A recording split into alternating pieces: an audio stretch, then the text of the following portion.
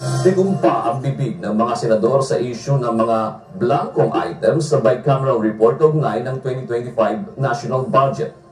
Wala pa ni isa sa kanila ang nagbibigay ng reaksyon sa issue. Ang presidential sister naman ng Senator Amy Marcos, sinabi na ipinahayag niya noon ang nakitang problema sa nooy panukalang budget.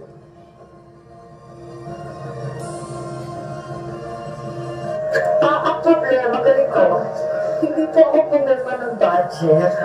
Makikita po nila yung daw pumirma, kaya itanong na lang nila sa ibang senador kung anong kababalagan kung meron na.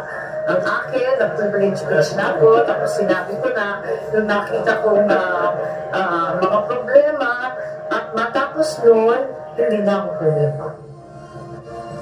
Tahasang tinutulan ng senadora ang pagpapasa ng 2025 BICAM dahil anya sa kawalan nito ng detalye o paliwanag at konkretong numero.